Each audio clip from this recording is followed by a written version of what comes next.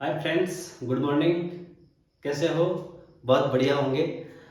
अब हम चालू करते हैं कल का जो टॉपिक जहां से छूटा था उसके आगे। कल अपन बात की थी 1857 की क्रांति के बारे में कि 1857 की क्रांति क्यों हुई, किस प्रकार से लोगों में असंतोष की भावना थी, किस प्रकार से लोगों में अराजकता की भावना थी, लोग किस प्रकार से बहुत ज्यादा व्यथित हो गए थे अंग्रेजी शासन के विरुद्ध, उनके खिलाफ विरोध बढ़ने लग गया था। और तात्कालिक कारण भी पड़ा था, अपन ने सैनिकों का उस राइफल का विरोध करने लग गए थे। तो अपन आज इस को आगे बढ़ाते हैं और बात करते हैं क्रांति की शुरुआत कैसे हुई। क्रांति की शुरुआत जैसे अपन को पता है कि तात्कालिक कारण जो था, न्यू इनफील्ड राइफल जो लाए थे अंग्रेज, उसका विरोध करने लग गए थे सैनिक। और स्टार्टिंग जो हुआ वो ये हुआ कि उड़ीसा के बहरामपुर में जो 19वीं नेटिव इन्फेंट्री जो थी, उन्होंने फरवरी 26 फरवरी 1857 को इन्होंने मना कर दिया इसका यूज लेने के लिए। लोग यहाँ के जो सैनिक थे उन्होंने साफ साफ अंग्रेजी हुकूमत को मना कर दिया। उन्होंने ये कह दिया कि साहब हम इस राइफल का यूज नहीं करेंगे। तो उन्होंने अंग्रेजों ने ये सोचा कि ये विरोध स्टार्ट कर रहे हैं, इसको यहीं दबा दिया जाए। अंग्रेज थोड़े से चालाक तो थे ही, तो उनकी सोच थोड़ी सी वैसे ही आगे तक की थी।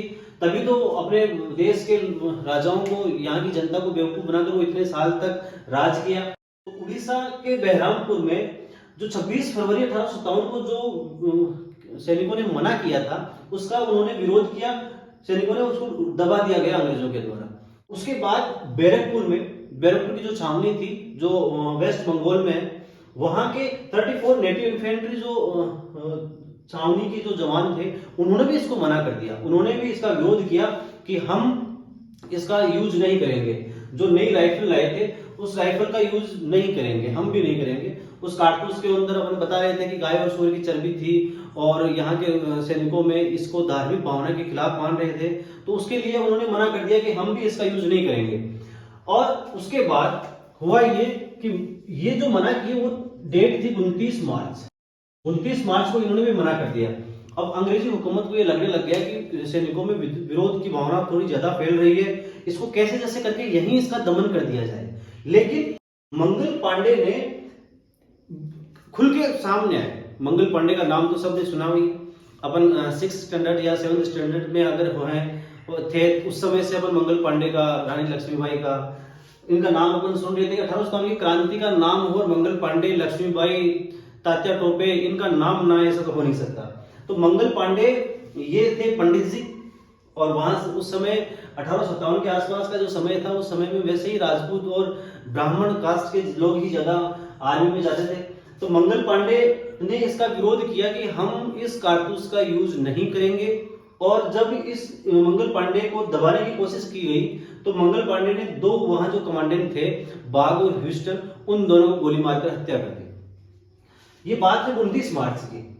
और 29 मार्च से 8 अप्रैल को, मतलब 9 दिन बाद ही मंगल पांडे को, जो इन्होंने गोली मारी थी, इन दोनों की हत्या की थी, उसके इल्जाम में 8 अप्रैल 1857 को मंगल पांडे को फांसी दे दी गई। जब मंगल पांडे को फांसी दी गई और जैसे ही ये सूचना सैनिकों में पहुंची तो इसका बहुत ज्यादा विरोध होने लग गया और उनके मन में ये आक्रोश की भावना हो गई। उन्होंने ये सोचने लग गया कि अब अपन एक होके इस अंग्रेजी हुकूमत को उखाड़ फेंकते हैं।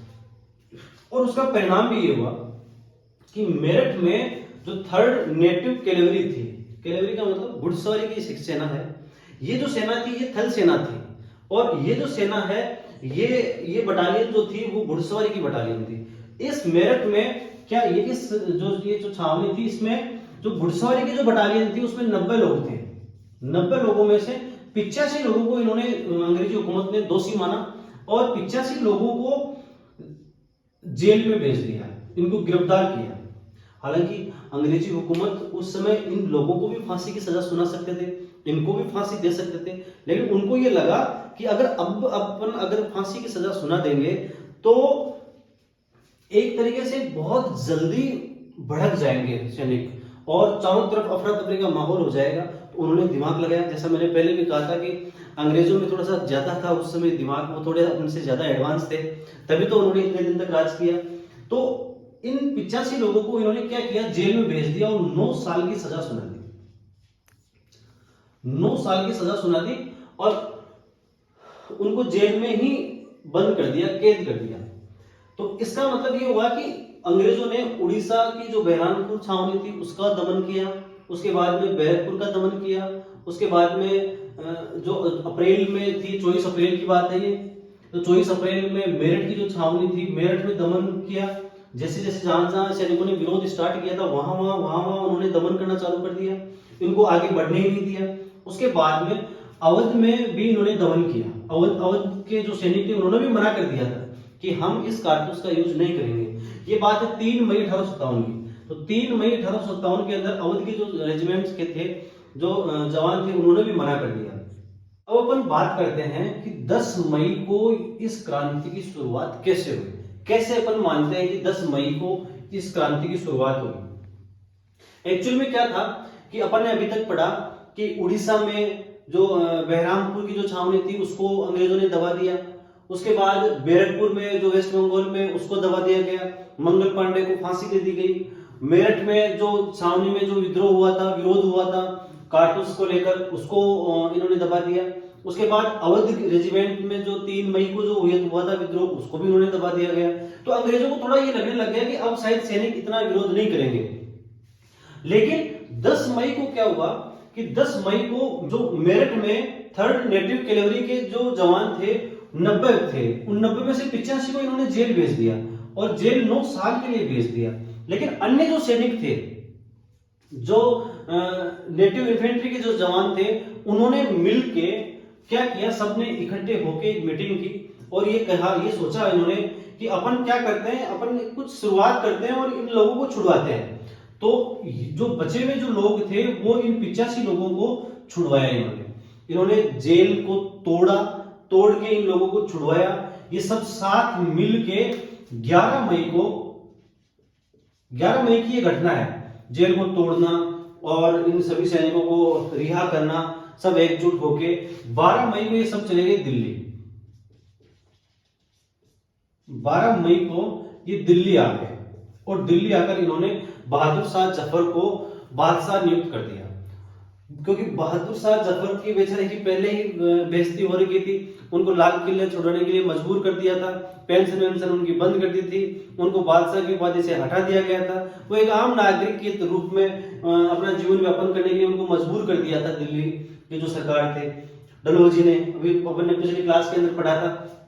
तो फिर से इन्होंने वापिस बहादुर शाह जफर को बादशाह बना दिया और उनके नेतृत्व में इस क्रांति को लड़ने की घोषणा कर दी। अब अपन बात करेंगे कि दिल्ली जाने के बाद में बहादुर शाह जफर के नेतृत्व में किस प्रकार से इस क्रांति को आगे बढ़ाया, कौन कौन से राजाओं ने, कौन कौन से लोगों ने, कौन कौन से नेतृत्वकर्ताओं ने इसमें सहयोग किया और किस प्रकार से ये क्रांति आगे बढ़ी, इसके बाद में ये असफल कैसे हुई, कौन कौन से कारण थे, ये सब अपन चर्चाएं करेंगे। लेकिन वो अब चर्चाएं करेंगे अपन नेक्स्ट क्लास में। तब तक के लिए जय हिंद, जय भारत।